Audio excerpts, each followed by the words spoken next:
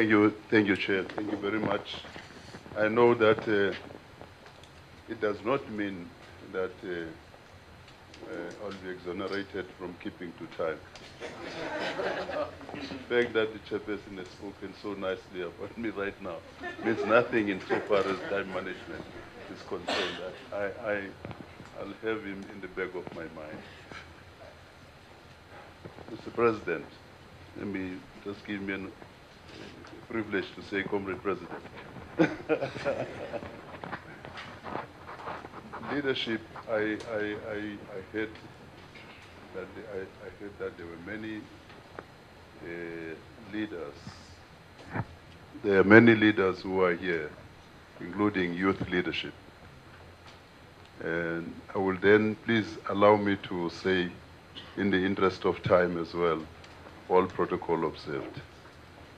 So thanks very much. I didn't know where you are. I just didn't see you anymore at the Public Works. I have, Chairperson, I have to say this, that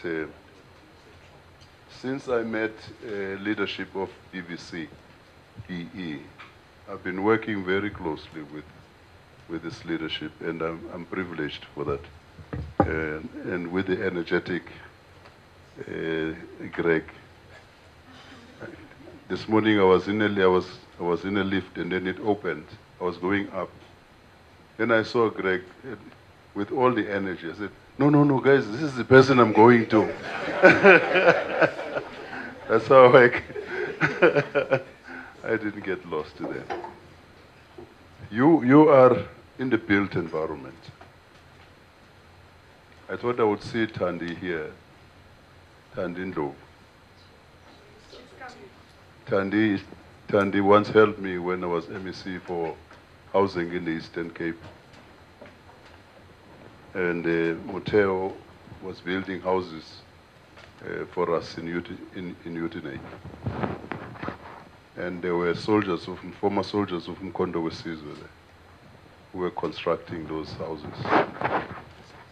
And they decided to form a union, and they were demanding transport, those who stayed in PE to be taken in the morning to from PE to this site and back and so on. So we called the owner. They didn't know who owned the company. And Thandi arrived. Then when Thandi walked in there, they just all stood up and they, in attention. And then we said, comrades, this is the owner of the company. We thought we should bring her here. He said, then they saluted her, and that was the end of the problems. So, Chair, I'm going to leave this with you, but I just want to speak to it. I won't read it. Some of us have been part of the discussions when we spoke about turning South Africa into a construction site. That's an opportunity for you. That's why I wrote it a while ago, but I thought I must bring it here. South Africa continues after so many years. This is the 25th year now of us in government, the liberation movement governing South Africa, on a cart of transformation. But there's one thing that's still beating us, is destroying the social construct of apartheid. And this is the greatest opportunity. We're saying this thing all the time, and don't stop it. I'll say it all the time. I'm happy to be here to say it to you who are involved in this industry. There's so many people, youngsters in South Africa, who are unemployed, who do not have the skills. Just remember let me remind you what Joe Slovo said when he was the first Minister of Housing, before we turned it into human settlements. Because human settlements actually is appropriate to dealing with the issues that we are going to be engaged with here. Human settlements as a concept. Joe Slovo said, our ascension to power is constitutional revolution. Some people don't remember this. Now, when he said that it's constitutional revolution, and then he came up with, as a demonstration of this, constitutional revolution. He came up with what was called a core house, if you remember. The late comrade Steve Chwete called it Uvezinyaw, because it was small. But it was deliberate. It was giving practical meaning to the concept, constitutional revolution, from Slovo's point of view. Because Slovo assumed that amongst the things that we would do as a democratic government, all of us, including those who are outside government, because you determine who goes to government. All of us, Slovo assumed that the democratic government, amongst other things which have been a priority, just remember the RDP, the Reconstruction and Development Program, spoke to this. So Slovo, assuming that that is what would have driven the thinking and the implementation of policy, he said, I assume that the democratic government will train a lot of young people, particularly in technical skills and artisanal skills.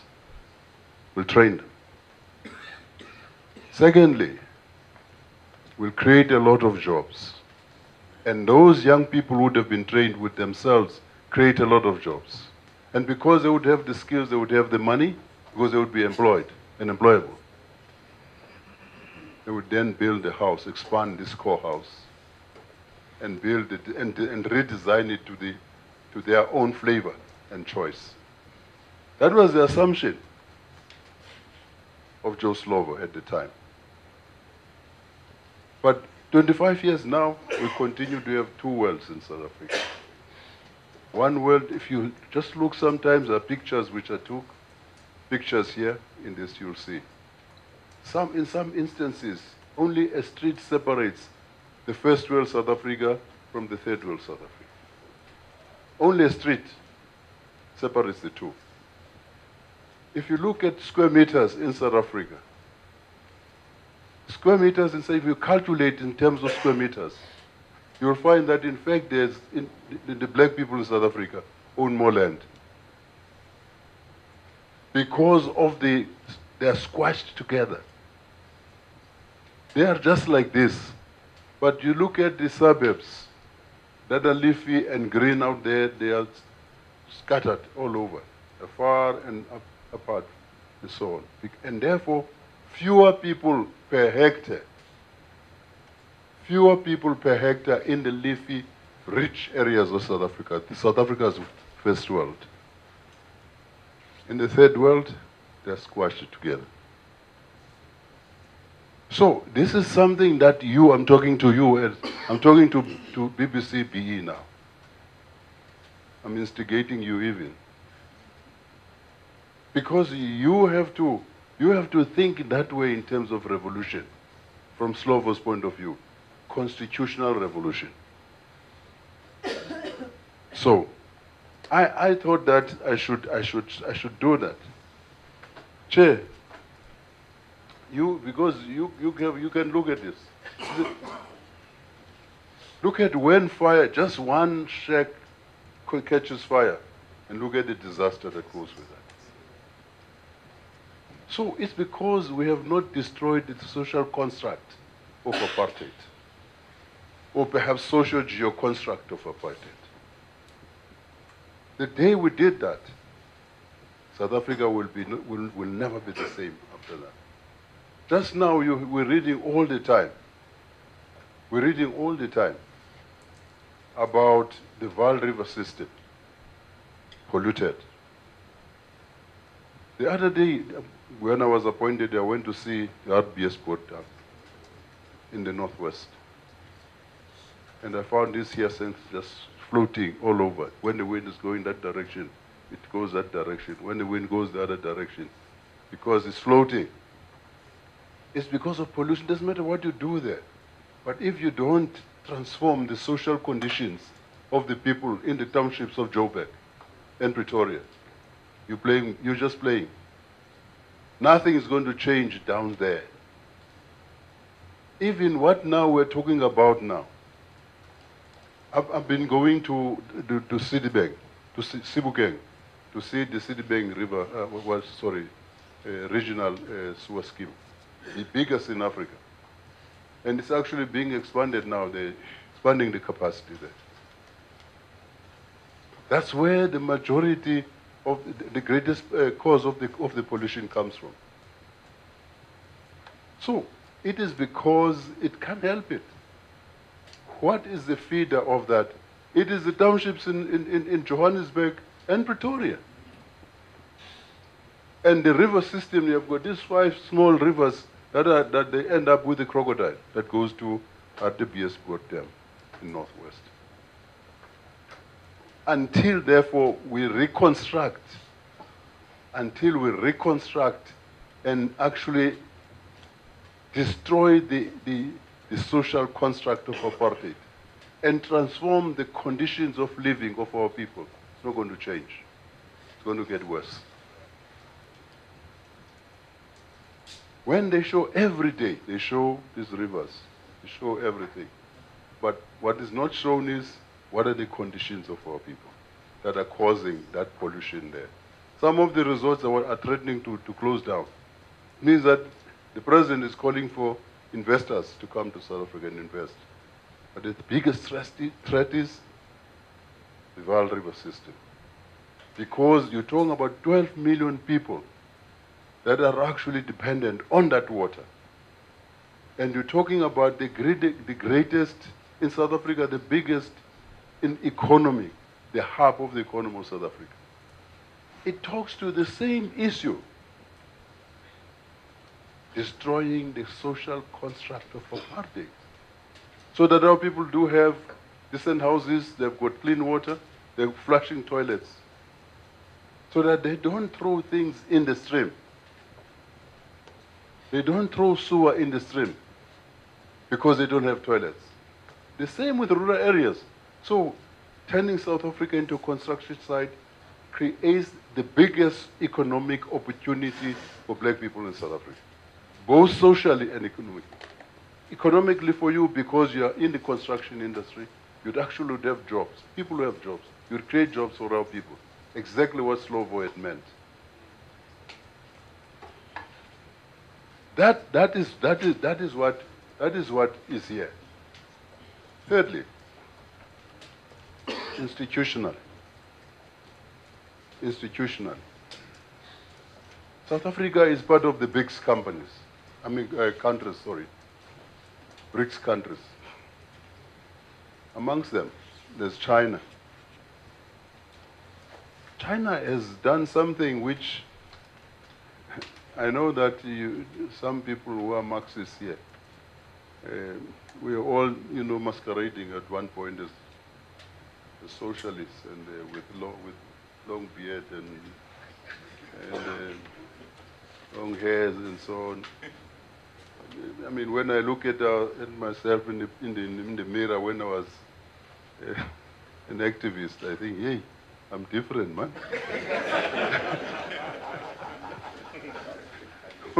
I look at my colleagues. I even heard the president saying the other day, because there was this talk about Mama Sulu, and we were going to have people must wear wigs or whatever. He said, oh, I'll have to go back to mine. I used to have one. He's right. You remember when he was actually looking after President Mandela when he was released? He had this, he's got this thing and this got this was walking there like, all of us were like that.